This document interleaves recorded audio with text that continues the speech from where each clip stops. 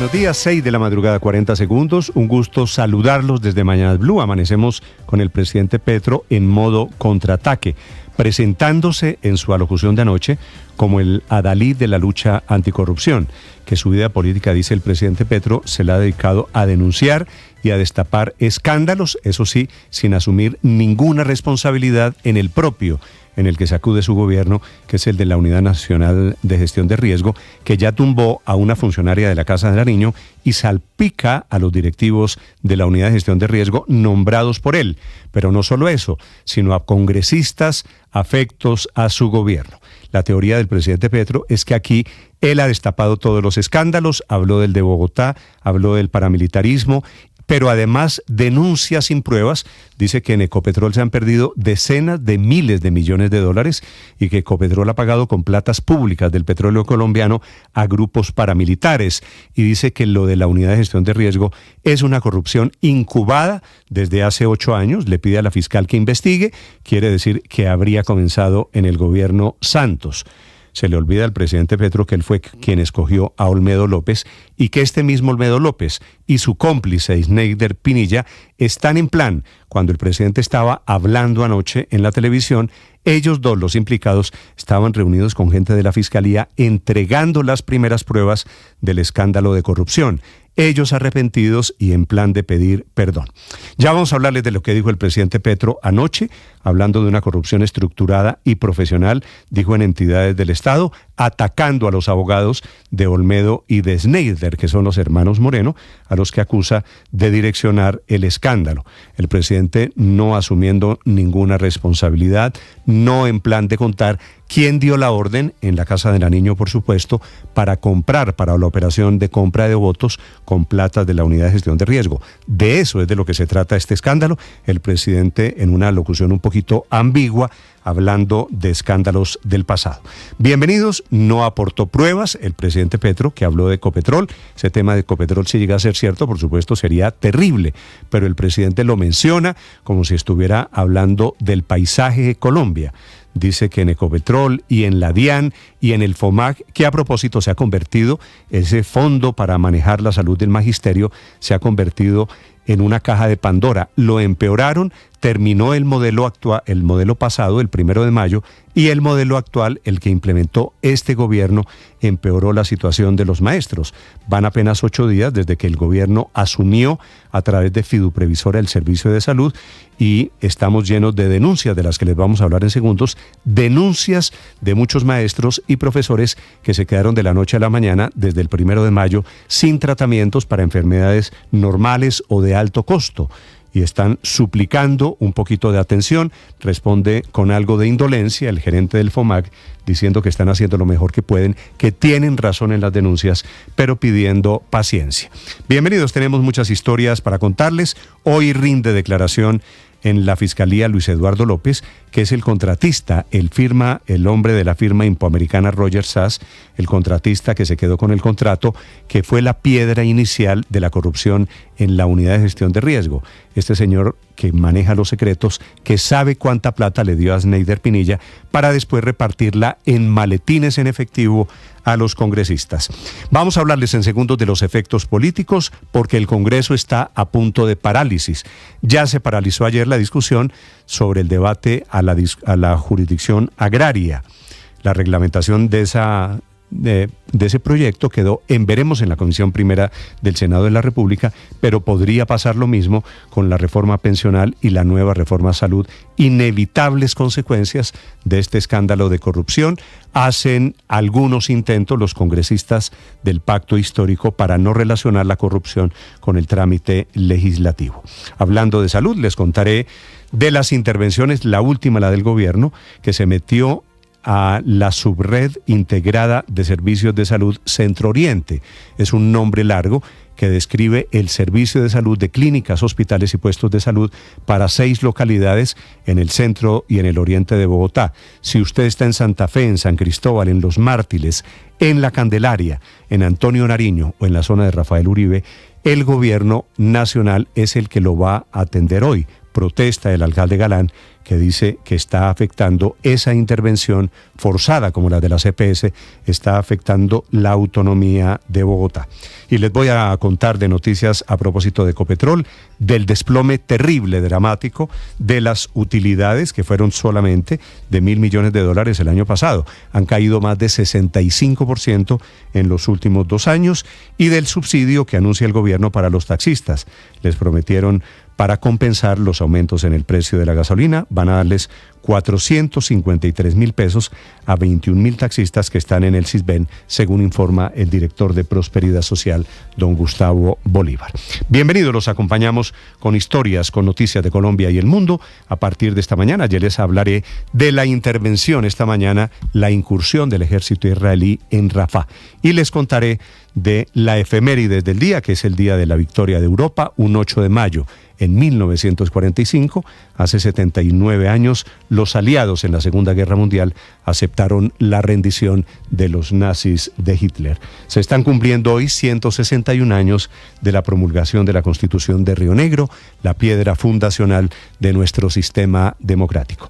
Bienvenidos, tenemos muchas historias para acompañarlos, obviamente hablando de corrupción, de los protagonistas, de la tambaleante salud de los maestros y de los esfuerzos esta mañana de la comunidad internacional para que Netanyahu detenga la incursión en Rafah. Aquí está lo más importante en el resumen que preparamos en Voces y Sonidos en Mañanas Blue. Primero, pedirle perdón al señor presidente. Creo que todos los que estuvimos involucrados en este lamentable hecho, deplorable, porque otro camino es el que nos ha mostrado el señor presidente. El exdirector de la Unidad Nacional de Gestión de Riesgo y Desastres, Olmedo López, ya comenzó su declaración ante la Fiscalía por los hechos de corrupción en esta entidad que iniciaron con el polémico contrato de los carrotanques en La Guajira. Ustedes y yo lo sabemos, en el camino nos equivocamos. No podemos repetir las malas prácticas y me arrepiento. Sneider Pinilla rendirá su versión ante la Fiscalía, que hoy le otorgó un esquema de seguridad mientras él pidió perdón al país. Primero que todo quiero pedirle perdón al país y a la sociedad por los actos que se presentaron. La noticia del día son los chats que demostrarían el encuentro entre Andrés Calle, presidente de la Cámara de Representantes, y Sneider Pinilla, ex subdirector de la Unidad Nacional de Gestión de Riesgos en Montería. El director me mandó para reunirme contigo. Me dices dónde puedo llegar a esa hora. Y Pinilla agrega una petición particular luego de recibir la respuesta positiva. Algo reservado, por favor.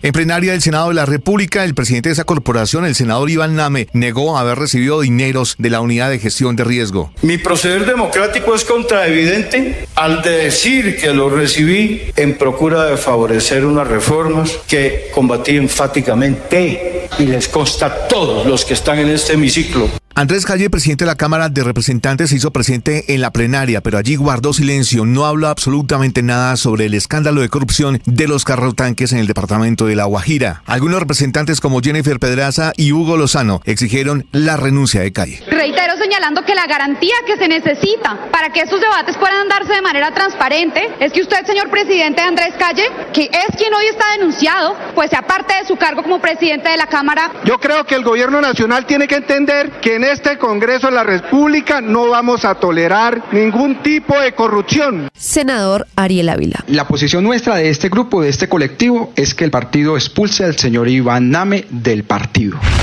Ser de izquierda no es una vacuna contra la corrupción.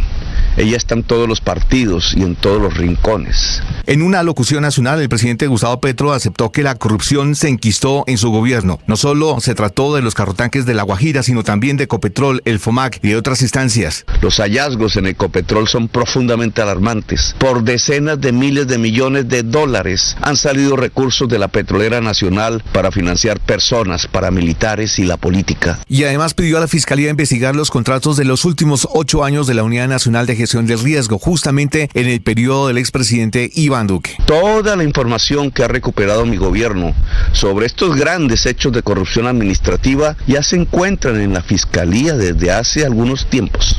Servisalud me dice que no contrataron con ellos, allá no le van a dar medicamentos, no le van a dar nada. Crece la inconformidad de los maestros que desde que arrancó su nuevo modelo de atención en salud han tenido inconvenientes en el servicio. El FOMAC asegura que está trabajando para mejorarlos. El viacrucis que están viviendo movilizó cientos de docentes colombianos para acceder al servicio de salud se refleja en la angustia e indignación, como el de esta mujer rogando por atención médica para su hermano. Ayúdenme, ustedes como profesores, ayúdenme. Que lo que hizo FECODE está mal, lo que está haciendo el ministerio está mal. El FOMAC, Fondo Nacional de Prestaciones Sociales del Magisterio, respondió y aseguró que están trabajando para resolver los inconvenientes. Tienen la razón, nos permitan también que todo lo que tenemos preparado para garantizar la atención en esta transición se pueda dar de una manera estructurada y ordenada.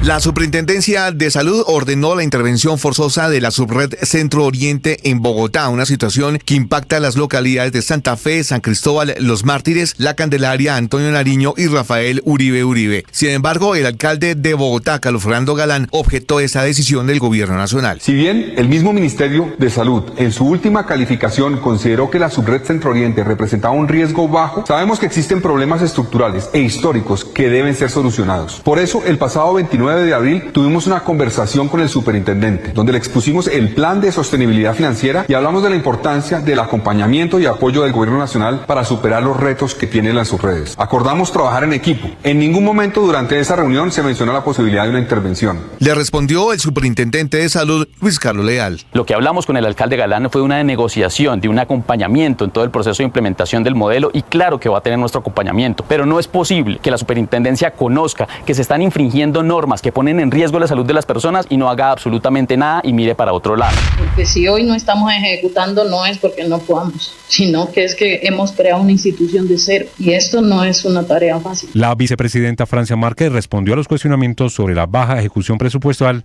del Ministerio de la Igualdad, que solo llega al 0.14%.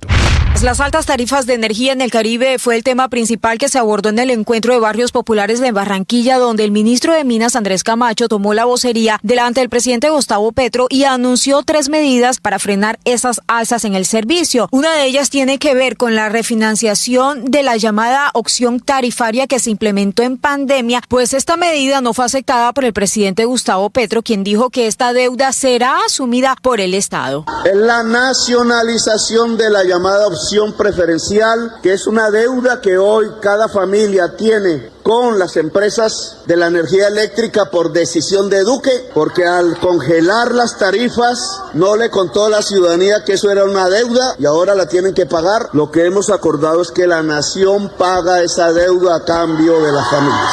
Ecopetrol presentó el informe de los primeros resultados y utilidades del primer trimestre del 2024. Los números no mienten y se evidencia una caída del 29,1% anual en las utilidades, hasta de 4 billones de pesos en comparación del año 2023. Ricardo Roa, presidente de Ecopetrol. Lógicamente aquí estamos impactados una vez más por lo que fue la reforma tributaria y la mayor tasa efectiva de tributación, que se mantiene hoy en 35.6. El expresidente Joe Biden se fue con todo contra el antisemitismo. Too many people denying, downplaying, rationalizing, ignoring the horrors of the Holocaust. Avisos antisemitas, eslogans llamando por la aniquilación de Israel, el único estado judío en el mundo. Mucha gente niega y resta importancia o ignora el dolor del Holocausto. O también el 7 de octubre, incluyendo el indignante uso de violencia sexual por parte de Hamás para aterrorizar judíos. Israel comenzó la invasión terrestre de Rafah. En mensaje televisado, Benjamín Netanyahu confirmó que él había dado la orden y que las fuerzas israelíes ya controlan los pasos fronterizos desde el lado palestino. Los gazatíes huyen en masa a un campo que Israel declara zona segura, pero que no tiene agua, ni electricidad, ni servicios sanitarios. Se acaba de conocer además que Estados Unidos ha frenado la entrega de armas a Israel por su desacuerdo con la invasión de Rafah. בהסכמת קבינט המלחמה לפעול ברפיח. תוך שעות כוחותינו הניפו את דגלי ישראל במעבר רפיח והורידו את דגלי החמאס. América de Cali anunció a Jorge Polilla da Silva como nuevo director técnico del conjunto escarlata para el segundo semestre del 2024. Hoy, a las 2 de la tarde, iniciará el juego que definirá el segundo finalista de la Champions League entre Real Madrid y Bayern Múnich, luego de que Borussia Dortmund venciera 2-0 al PSG en la otra llave.